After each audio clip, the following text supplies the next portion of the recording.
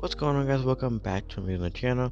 And I know it's been about a month since I uploaded on the channel, and I kind of want to get back into the groove of things. I'm not going to go too in depth about what happened, but basically my old phone kind of broke on me, so now I had to upgrade to another phone, and I couldn't upload for a whole month because the company took forever to send it out. But it's all right now. We got it fixed, we got it all sorted out, and now we're going to get right back into the content making like nothing ever happened. So now, if you've never heard of a mobile campaign based game, it's basically the campaign or storyline part of the game, which kind of goes into the story of the game and like the events that unfold. And you see these on console and PC, and mobile is no exception. We've actually had campaign games on mobile for a while, with some titles being N.O.V.A 3, Modern Combat 4, Modern Combat 5, basically the whole Modern Combat series.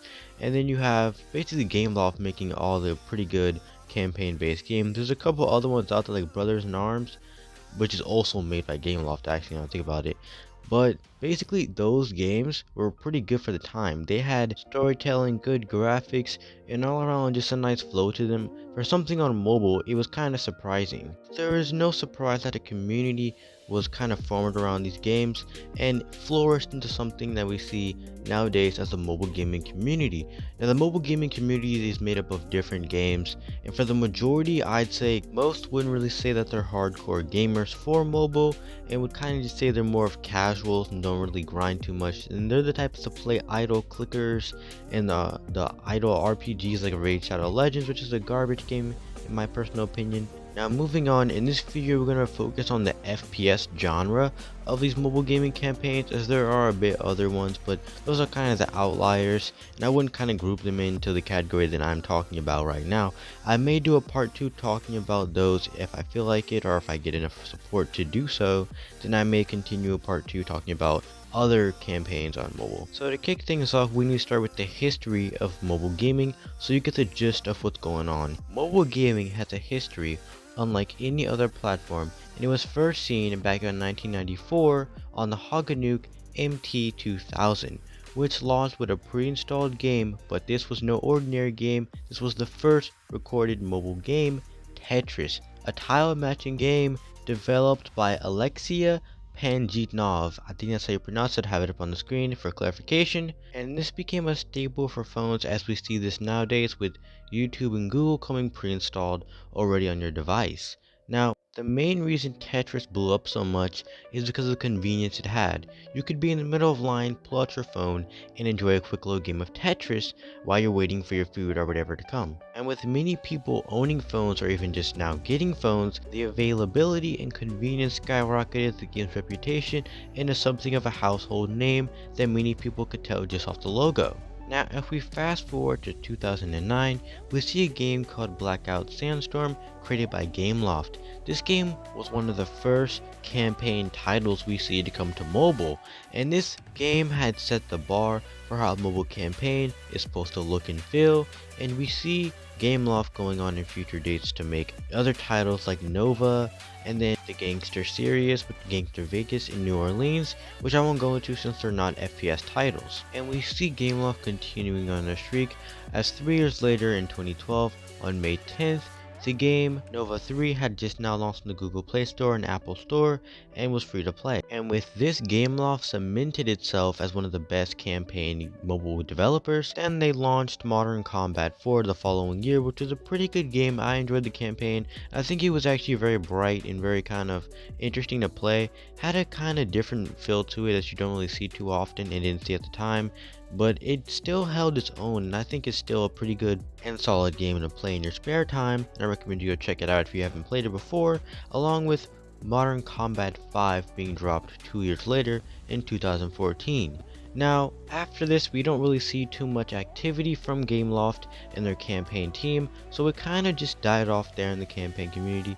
Well, the games themselves didn't die off, like Modern Combat 5, Modern Combat 4, and N.O.V.A Legacy. Those were still popping off and getting a bunch of microtransactions, which weren't shady at the time and were actually decent, and you could play the game without an ad popping up every 5 seconds telling you to get the new hottest deal. which I did love, and I wish we could go back to that time of mobile gaming where you weren't spammed with 20,000 bundle alerts every 5 seconds. And we fast forward 2 years to see Vivendi Games has acquired the Gameloft studios and brought scummy monetization that we all know and hate. If you've never heard of Vivendi, they're a French media conglomerate that basically killed off Gameloft's reputation as a reliable, innovative studio for mobile game campaigns to a scummy monetization, money-grabbing, greedy company that it has turned into, which I hate to see happen to such a prominent mobile gaming studio. And pretty much after Gameloft had saw its end in 2016, we don't really see too many good mobile campaign games out there for FPS. And I think that deserves a moment of silence for Gameloft and their reputation. Cue the emotional music.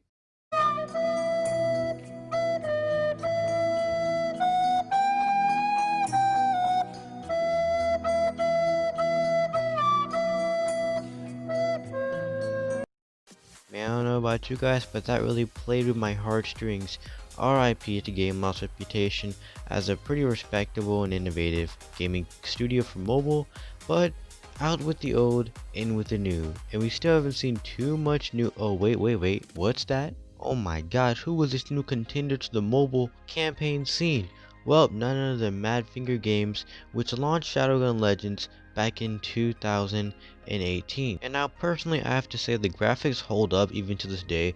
If you go play it on whatever device you have, it pretty much looks good because it dropped only like 3 years ago, so it's not that old compared to the other games we talked about, so the graphics should still be pretty good. And this was around the time PUBG Mobile had dropped, which isn't a campaign game, so we're not going to go into that right now, and I did cover a video on that. And the reason Madfinger Games may sound familiar to you is because they designed a game I have played on this channel before, which is none other than Shadowgun War Games and Dead Trigger 2. Now Dead Trigger 2 is the game you see right in front of you on the screen right now.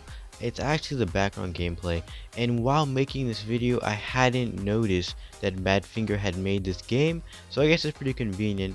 And this is also a zombie shooter, you know, melee type of campaign game.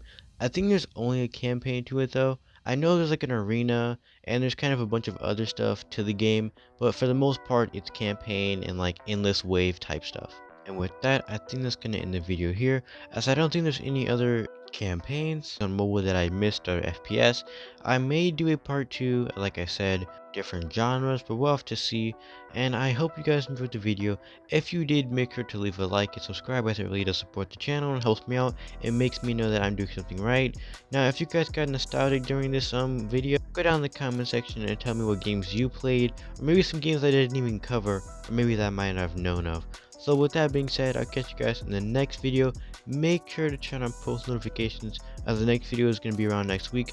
No official date as of right now, and I'll catch you guys in the next video. Peace out, guys.